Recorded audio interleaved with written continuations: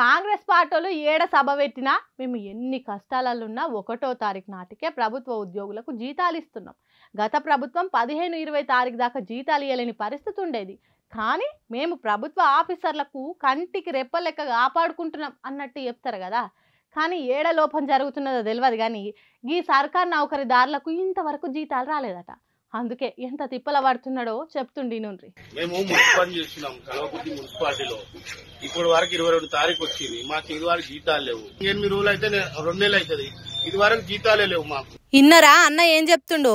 కల్వకుర్తి మున్సిపాలిటీలో పనిచేసే కార్మికుల టీలు ఇయాల్టికి 22 తారీఖు వచ్చింది గాని ఇంత దాకా వాళ్ళకి జీతాలు ఇచ్చిన పాపాన పోలేదట. పాపం గోస చూసిర్రా. ఇండ్లలో తిననికే తిండి లేక మిత్తిలకు పైసలు తెచ్చుకుర్రట. ఎన్ని నెలలు అయినా మీకు జీతాలు రాక? 2 నెలలు అవుతుంది. ఇది వరకు జీతాలే లేవు మాకు. దాని కొరకే మా సార్ని అడుగుదామని పని ఆపి కూర్చున్నాం. ఓయమ్మనే 2 నెలల సంది జీతాలు లేవా? మరి ఇండ్లు ఎట్లా గడుస్తుంది అన్న మీకు? ఇంట్రెస్ట్ తీసుకున్నాం. వాళ్ళు వచ్చి మీద పడుతున్నారు. మాకేమో తిండికే ఇట్లా మొత్తానికే అయిపోయినాయి. ఇప్పటికే జీతాలు పడినప్పుడు వచ్చే నెల మాకు గ్రూపులు ఎప్పుడు చేసుకున్నాం. మళ్ళీ అది కూడా మళ్ళీ అప్పుడు కూడా నెల రోజులు ఆగంటే మేము ఏడంగా తినాలి, ఏం బతకాలి, ఏం మోస గీయాలి. మేము చేసేదే మురికి కష్టమే చేస్తాం. అయ్యో అట్లా మాట్లాడుతున్నవేందన్నా? మురికి పని చేస్తే మాత్రం అందరం మనుషులం కదనే. గాయంత దానికి గంత పెద్ద మాటలు అనాలనా? ఇస్తారేమో తీ. గట్లా మిమ్మల్ని మీరు తక్కువ చేసుకుంటే ఎట్లా? ఏం రంది వడకుర్రి. ఈ ముచ్చట సర్కార్ దాకా చేరితే మీ ఖాతాలకు పైసలు పడితే తీయండ్రి. అంతేగాని మేము మురికి జాగల చేసేటోళ్ళం గట్లా గిట్లా అని బాధ పడకుర్రి. మనం కూడా ఈ కార్మికుల బాధ సర్కార్ దాకా చేరి జీతాలు వాడాలని కోరుకుందామని బాధపడుతుర్రట. నెటి జనాలంతా చూసినాక వీలైనంత మంది చేతులు నోయంగా షేర్లు కూడా చేయబట్టిరట. హీరో మహేష్ బాబు అంటే ఇష్టం ఉండనోళ్ళు ఎవరుంటారు? ఆయన ఏదన్నా చెప్తే పాటించనోళ్ళు ఎవరుంటారు? హగు అందుకే బిజినెస్లు చేసేటోళ్ళు మహేష్ బాబుతోని అడ్వర్టైజులు చేయించి పబ్లిక్ మీదకి ఇడుస్తారు. ఇంకేమున్నది, జనం ఆ వస్తువునో జాగనో ఇల్లునో బట్టలో బాసన్లో ఎగబడిగా ఉంటారు. హగు అట్లనే కొన్ని కంపెనీలకు హీరో మహేష్ బాబు కొన్ని కంపెనీలకు యాడ్లు చేసి కొత్త చిక్కులు కొని తెచ్చుకున్నాడట.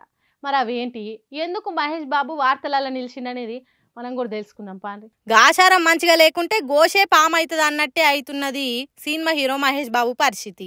చిన్న చిన్న కేసులు కాదు, ఏకంగా ఈడీ నోటీసులు ఇచ్చిందంటే చూడుండ్రి ఎట్లుందో.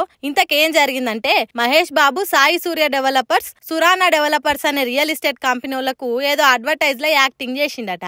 దానికి వాళ్ళు 5,90,00,000 ఇచ్చిండ్రట. దీంట్లో తప్పేమున్నది? ఆయన యాక్టింగ్ చేసినందుకు వాళ్ళు ఇచ్చిండ్రు, దాంట్లో ఏమున్నది అని అంటారా?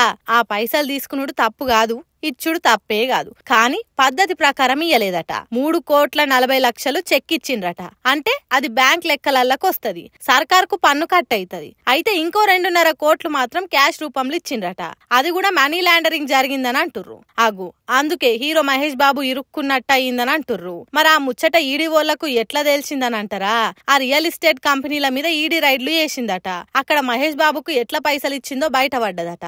సర్కార్కు పన్నులు కట్టకుండా ఉండేదానికి అడ్డదారుల పైసలు తీసుకున్నావు, దానికి సమాధానం చెప్పు అన్నట్టు వివరణ కోరిందట ఈడీ. అది కూడా ఈ నెల 27వ తారీఖు నాడు ఈడీ ఆఫీస్కి వచ్చి అన్ని వివరాలు చెప్పు అని అన్నదట. మరి హీరో మహేష్ బాబు వాళ్ళకి ఏం చెప్తాడు? అట్లా పైసలు తీసుకున్నాడు న్యాయమేనా? అసలు ఈడీ తీసుకున్నట్టు తప్పు జరిగిందా? లేకుంటే మహేష్ బాబు అంటే గిట్టనోళ్ళు ఏదైనా తప్పుడు లెక్కలు చెప్పిండ్రా అనేది ఇక ముందు తెలుస్తుంది.